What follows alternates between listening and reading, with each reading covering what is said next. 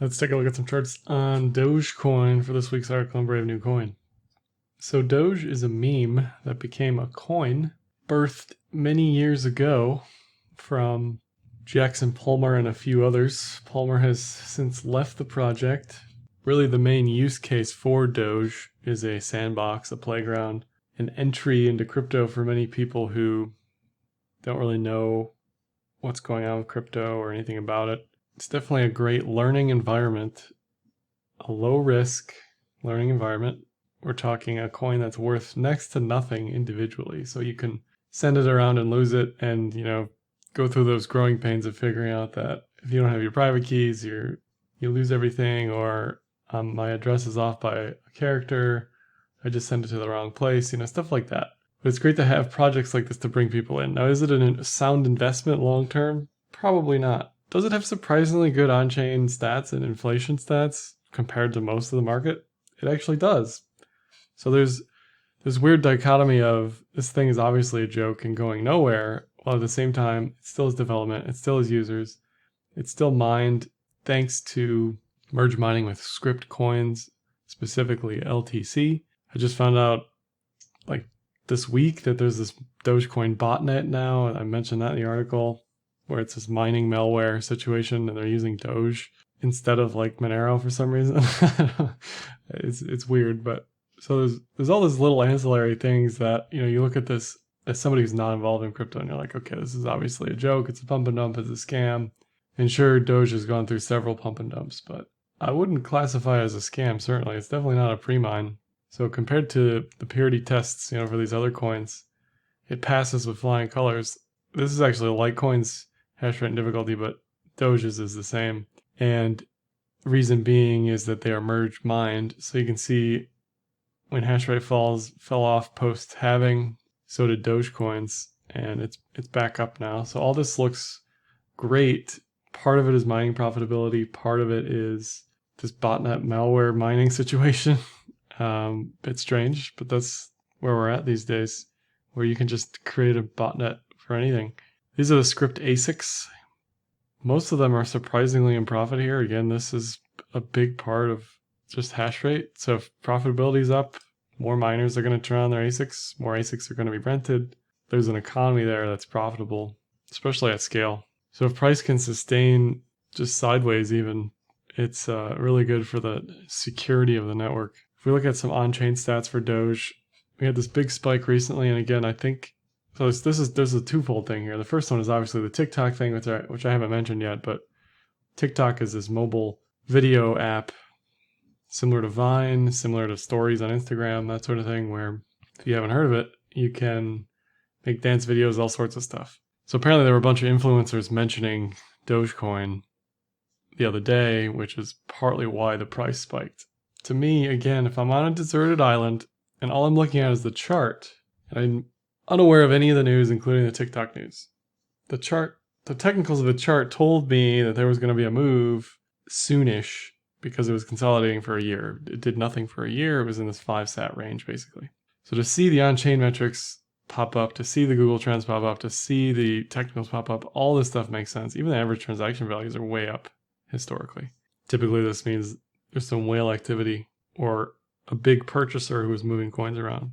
But transactions per day are almost next to an all-time high. I mean, it's kind of crazy when you compare Doge again to other networks. Most of this is mining activity, sure, but Doge looks surprisingly much better than many networks as far as the network effect is concerned, because of the transactions per day, because of the nodes, because of the active addresses and the fill here. Active addresses are basically an all-time high. Crazy, right? This is a meme coin, but here we are. NVT was also near an all-time high, and it's back down again.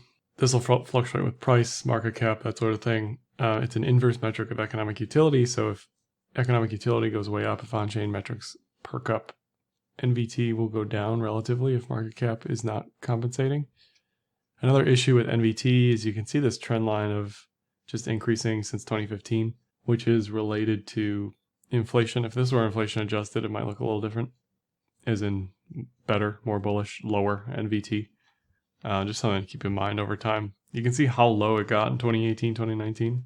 And those are really the buy signals. I didn't price on here to compare, but really if NVT is low, it says that the market hasn't priced in the on-chain activity. So there's a bullish divergence there if NVT is super low, where there's a bearish divergence if NVT is super high.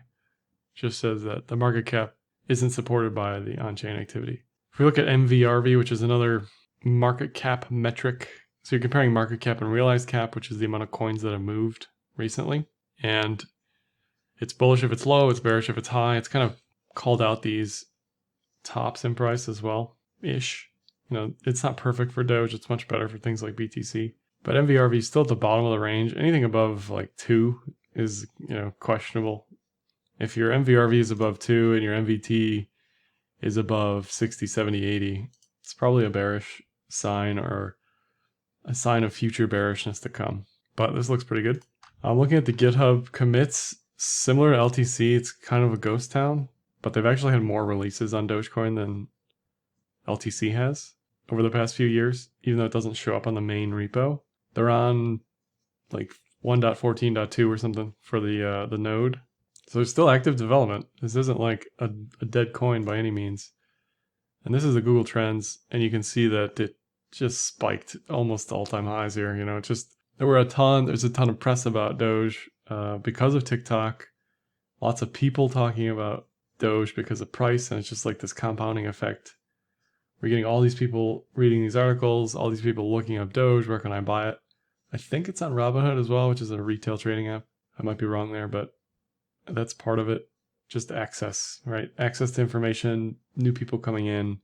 This is what you want to see if you're bullish on a coin. You don't want to see a spike like this because this represents a pump and dump generally in the price. A bunch of people getting in, a bunch of people buying the top, and then nothing, right? Like you don't want to see that long term, but it definitely makes sense that you're seeing all this stuff together and prices moving, right?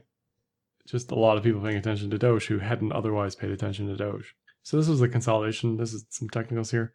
Consolidation I was mentioning, just a year of sideways. We have Bollinger Bands here, yearly pivots, VPVR, volume profile, and RSI. So this is the weekly chart of Doge BTC, really the only chart worth paying attention to in my mind. But if we look at the RSI, we want RSI above 50 if we're bullish. It broke 50 the other day. It's sort of hovering above 50 now. We want price to break out above the B bands if we're bullish, which it did briefly. We want price above this VPVR resistance, which is bigger than it was prior because of all that selling at 40 sats.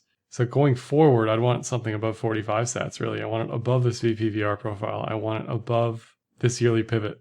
I want some week over week up moves here, not just a week and a half of up and then straight back down to the range. So if this can maintain 40 to 45, 30 to 45 for a few weeks, it would certainly give the possibility of bullishness going forward. If it's back in this consolidation jail, then it's back to neutral. You can't really say it's going to do anything of relevance, right? Bollinger Bands expanded a little bit. But if we continue sideways, they'll contract again, and then you get another squeeze potentially. So I don't see massive downside for this in the near term, but I don't see massive upside either. It'll probably just consolidate again. Don't really see anything exciting here anymore. Now, it was exciting when it was consolidating and B-bands were tight for the third time ever as tight as they were for as long as that was that tight. But now the move happened and the party's over, you know? If you look at the weekly cloud has been bearish basically since 2015, since it's existed. This is a great example of when not to pay attention to the cloud because you know that there's an obvious range here. The lows are at 20 to 25 to 30 sats. The highs are at 80 to 110 sats, right? So really I'm paying attention to these horizontals much less than I'm paying attention to trend indicators like the weekly cloud. Nevertheless, if it can get above the weekly cloud ever, like 2022 maybe, then there is certainly a much higher probability that this has some bullish strength. You can see all of these spikes sort of occurred regardless of where it was sitting relative to the cloud. Then if you look on the daily here, the 50 and the 200 cross was bullish briefly. It looks like it's basically going to return to being flat again. We were above the daily cloud briefly. Again, it's back into this consolidation zone. So all the trend metrics are kind of irrelevant because of the way Doge reacts historically. So I'd be watching this if I was in a position now, which I'm not anymore, but I was, if I was watching this chart from a trading perspective, I'd be paying attention to the 20 to 30 sat zone, getting excited above 40 to 45 sats with the expectation of the eventual return to 80 to 100 sats.